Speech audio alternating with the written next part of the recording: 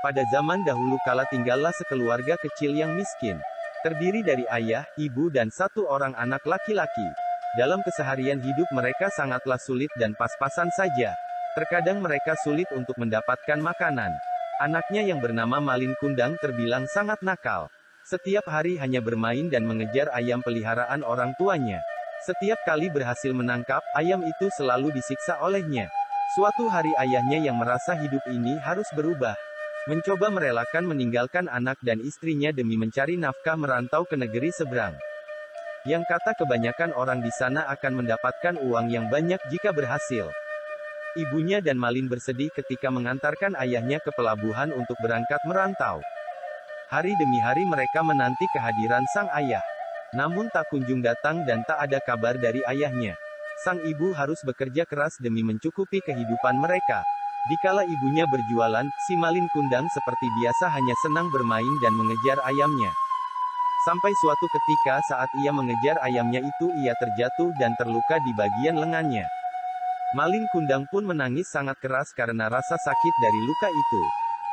Ibunya mengobati luka itu dengan penuh kasih sayang. Saat sambil mengobati luka si Malin Kundang, ibunya berkata, "Anakku, luka ini pasti cepat sembuh, tapi bekas luka ini akan sulit hilang dan akan membekas." Malin hanya bisa menangis saja. "Sakit ibu," kata Malin Kundang.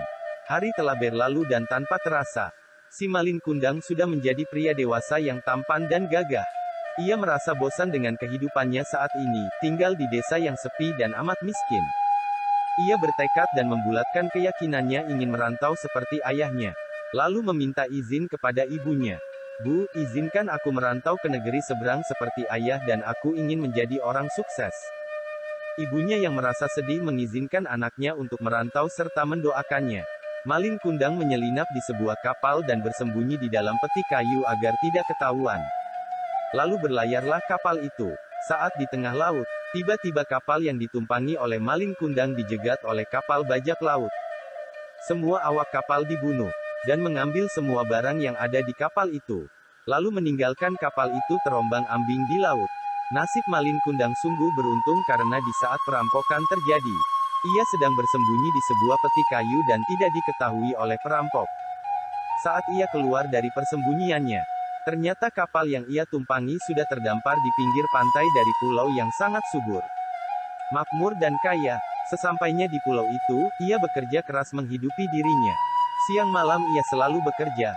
Dalam dirinya hanya ada tekad kalau ia bisa menjadi orang sukses dan kaya.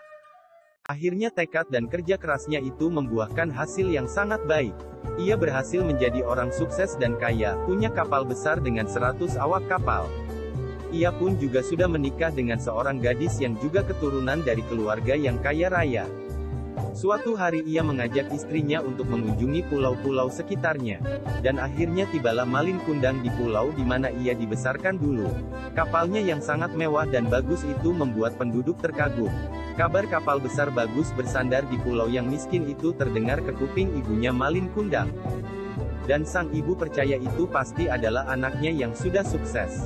Sang ibu lalu menghampiri ke tepi pantai untuk melihat kapal besar itu.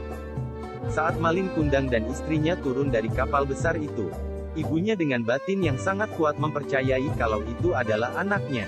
Lalu berteriak memanggil-manggil, "Malin, Malin, ini aku ibumu nak," teriak ibunya sambil terseduh-seduh.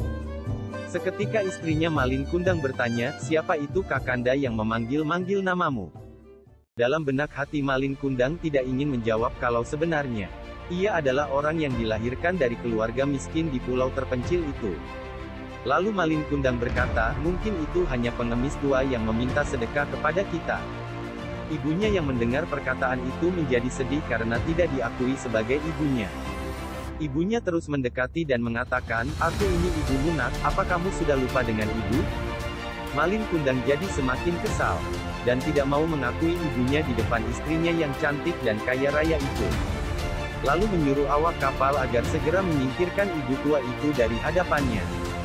Dengan sangat kasar ibu tua itu diseret oleh awak kapal Malin Kundang.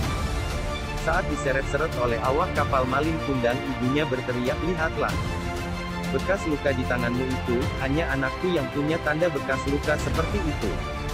Malin Kundang merasa geram mendengarnya dan tidak memperdulikan ibunya itu.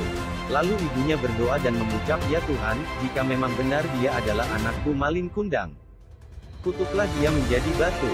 Seketika cuaca yang tadinya tenang menjadi berubah dan sangat menakutkan. Tiba-tiba tubuh Malin Kundang menjadi kaku dan tidak bisa bergerak. Malin Kundang yang merasa kalau dirinya sedang terkena kutukan, langsung bersujud ke pasir di tepi pantai dan memohon maaf. Tapi apalah daya ibunya yang sudah terlanjur mengutuk dia. Pada saat keadaan bersujud, ia berubah menjadi batu. Hingga kini batu itu masih ada di pantai air manis, Padang, Sumatera Barat. Dari cerita rakyat Malin Kundang kita dapat mengambil pelajaran. Kalau kita kelak menjadi orang sukses, janganlah menjadi orang yang sombong, dan terus ingatlah kepada orang tua kita yang selalu mendoakan yang terbaik untuk anaknya.